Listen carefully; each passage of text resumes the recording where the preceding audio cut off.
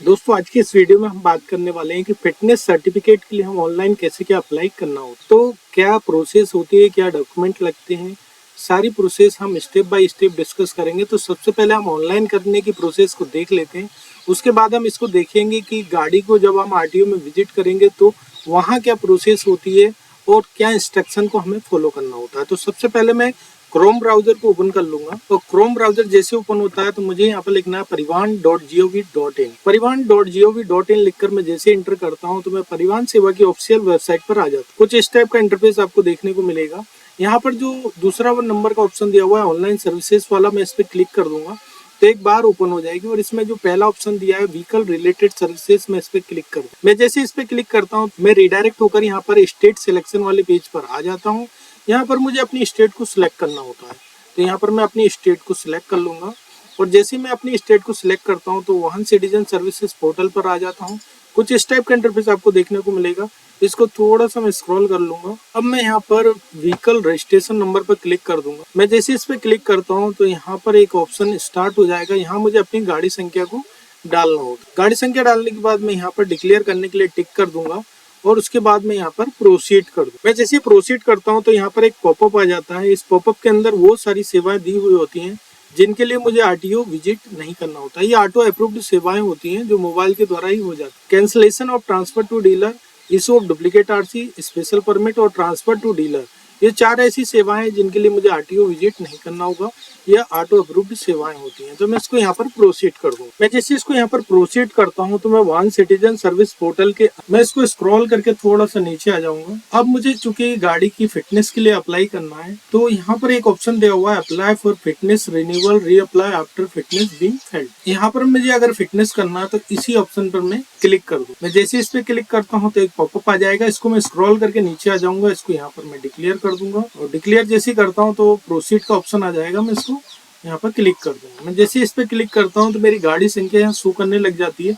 अब मुझे गाड़ी के लास्ट के चेचिस नंबर के लास्ट के 5 अंक को मुझे यहाँ पर डालना होगा। चेचिस नंबर के लास्ट के 5 अंक डालने के बाद मैं वेरीफाई डिटेल्स पर क्लिक कर दूंगा। मैं जैसे वेरीफाई डिटेल्स पर क्लिक करता हूँ तो यहाँ पर मेरे मोबाइल नंबर के लास्ट के 4 अंक शो करने लग जाते हैं और मैं यहाँ पर जनरेट ओटीपी पर क्लिक कर दूँ। मैं जैसे जनरेट ओटीपी पर क्लिक करता हूँ तो मेरी आरसी के अंदर जो रजिस्टर्ड मोबाइल नंबर लगा होता है उस पर एक ओटीपी भेज दी जाती है वाहन की तरफ से।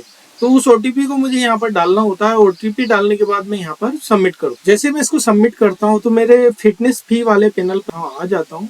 अब मुझे यहाँ पर विद इन स्टेट और अदर स्टेट दो ऑप्शन शो करते हैं तो मुझे विद इन स्टेट पर क्लिक करना है और इसको स्क्रॉल करके मैं नीचे आ जाऊंगा। तो अब मुझे फिटनेस वैलिड अप टू कितनी कब तक थी ये यहाँ पर शो करने लग जाता है और कौन सा आरटीओ है वो यहाँ पर शो करेगा जहाँ से मुझे फिटनेस करानी है।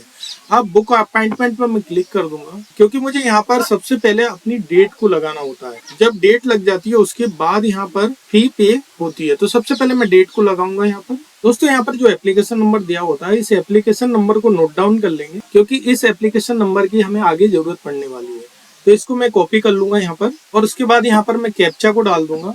कैप्चा डालने के बाद गेट यूजर डिटेल्स पर क्लिक कर दूं। इसको थोड़ा सा यहाँ पर डिक्लेयर करने के लिए टिक करना होता है। उसके बाद स्क्रॉल करके नीचे आ जाऊंगा और प्रोसीड कर दूं। जैसे मैं प्रोसीड करता हूँ तो बुक अपॉइंटमेंट फॉर्म मेरे सामने ओपन हो जाएगा। मेरी बेसिक डिटेल्स यहाँ पर सारी दी हुई होती है, ओनर नेम और फादर्स नेम, इंजन नंबर और चेसिस नंबर के लास्ट के 5 अंक और कैरिंग के और गाड़ी किस मॉडल से है, ये सारी डिटेल्स किस कंपनी की है, सारी डिटेल्स यहाँ पर शो करती है। अब मैं इसको स्क्रॉल करके नीचे आ जाऊंगा और सिलेक्ट अपॉइंटमेंट डेट पर मैं क्लिक कर दूंगा। यहाँ पर मुझे अपनी डेट को सिलेक्ट करना होता है तो मैं यहाँ पर अपनी डेट को सिलेक्ट कर लूंगा। अब यहाँ पर लिख कर आ रहा है, पॉपअप आ गया मेरे सामने, booking of fitness test date after its expiry will incur fine if applicable as per state department policy. Are you sure to book test date after fitness expiry. तो मैं इसको यहाँ पर यस कर दूंगा क्योंकि मेरी फिटनेस एक्सपायर हो गई थी, उसके बाद में डेट लगा रहा हूँ। तो ये कह रहा है कि इसमें अगर आप अभी इसमें डेट लगाएंगे तो इसमें फाइन लग सकता है। उत्तर प्रदेश की कंडीशन में अगर आपकी फिटनेस एक्सपायर हो जाती है तो कोई फाइन का यहाँ पर प्रावधान नहीं है। तो मुझे यहाँ फाइन नहीं लगने वाला है। स्लॉट डिटेल्स पर क्लिक कर दूंगा। अब मेरे सामने जो भी सीट्स अवेलेबल होती हैं वो यहाँ पर शो करने लग जाती हैं। ओनली 35 सीट्स ही अवेलेबल है उस डेट में। तो मैं यहाँ पर ऑप्शन में जाकर यहाँ पर टिक कर दूंगा। जैसे मैं टिक करता हूँ तो यहाँ पर बुक यूजर डिटेल्स वाला ऑप्शन आ जाएगा। मैं इसमें क्लिक कर दूंगा और यहाँ पर कंफर्मेशन के लिए मुझे यस करना होता है, तो मैं यहाँ यस कर दूंगा। अब यहाँ पर एक पॉपअप आएगा, your appointment has been booked with appointment ID. और इस अपॉइंटमेंट आईडी मैंने आपको पहले ही बताया था, इसको नोट डाउन करके रख लेंगे। और payment has to be done within 30 minutes. In case payment not done within stipulated time then appointment will automatically be cancel. ये कह रहा है कि अगर आपने 30 मिनट के अंदर पेमेंट अगर आप नहीं करते हैं तो जो ये एप्लीकेशन नंबर जनरेट हुआ है ये ऑटोमेटिक खत्म हो जाएगा। तो इसको यहाँ पर मैं ओके कर दूं। अब इसको क्रॉस से यहाँ काट दूंगा मैं। अब मैं इसको स्क्रॉल करके नीचे आ जाऊंगा तो मेरे फी पैनल जो होता है वो ओपन हो जाता है। यहाँ पर मेरी फी शो करने लग जाती है। फी जैसी शो करने लग जाती है तो यहाँ पर मैं प्रोसीड कर दूंगा और यहाँ पर कंफर्म करने के लिए कंफर्म पेमेंट पर क्लिक कर दूं। जैसे मैं यहाँ पर कंफर्म करता हूँ तो मैं पेमेंट गेटवे पर आ जाता हूँ।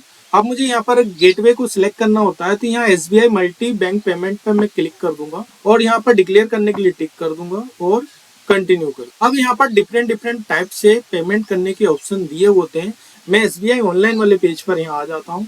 यहाँ स्टेट बैंक डेबिट कार्ड से आप पेमेंट कर सकते हैं, अदर बैंक डेबिट कार्ड से कर सकते हैं, क्रेडिट कार्ड से अगर आप पेमेंट करते हैं तो कुछ अमाउंट को आपको एक्स्ट्रा पे करना होता है। अगर आप SBI नेट बैंकिंग से पेमेंट कर सकते हैं यहाँ पर, और अगर आप अदर बैंक नेट बैंकिंग से पेमेंट करते हैं तो कुछ अमाउंट आपको यहाँ भी एक्स्ट्रा पे करना होगा। तो मैं SBI नेट बैंकिंग को सिलेक्ट कर लूँ। जैसे मैं SBI नेट बैंकिंग को सिलेक्ट करता हूँ तो मैं SBI नेट बैंकिंग वाले पेज पर आ जाता हूँ। यहाँ मुझे यूजर आईडी और पासवर्ड डालकर लॉगिन करना होता है और जैसे मैं लॉगिन करता हूँ तो यहाँ मुझे ओके करना होगा।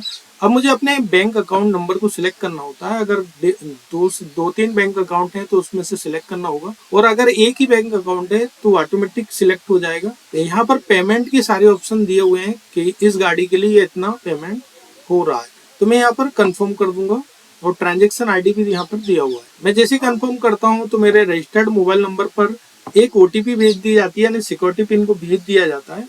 उस सिक्योरिटी पिन को मुझे यहाँ पर डालना होता है और यहाँ पर मैं कंफर्म कर दूँ और यहाँ पर मैं नो थैंक्स कर दूंगा। मैं जैसे कंफर्म करता हूँ तो मेरा पेमेंट वो सक्सेसफुल।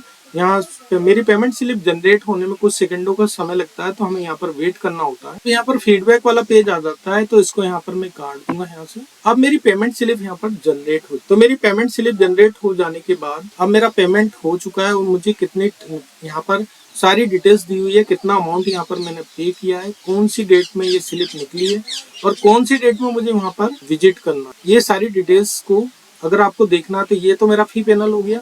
अब मुझे यहाँ पर अपनी अपॉइंटमेंट स्लिप को भी निकालना होता है, क्योंकि उसको भी वो भी आप जब भी फिटनेस के लिए जाएंगे तो उस अपॉइंटमेंट स्लिप की भी आपको जरूरत पड़े। तो इसको मैं है ना प्रिंट ले लूंगा या फिर इसको मैं सेव करके रख लूंगा। मैं यहाँ पर होम कर दूंगा। यहाँ पर होम कर रहा हूँ तो ये यहाँ पर कुछ भी नहीं हो रहा है। तो अब इन केस आपको दोबारा यहाँ पर अपॉइंटमेंट स्लिप निकालना है तो उस कंडीशन में आपको क्या करना है मैं वो आपको बता देता हूँ। तो फिर से आपको वाहन सिटीजन सर्विस पोर्टल पर जाएंगे और यहाँ पर व्हीकल रजिस्ट्रेशन नंबर पर क्लिक कर देंगे।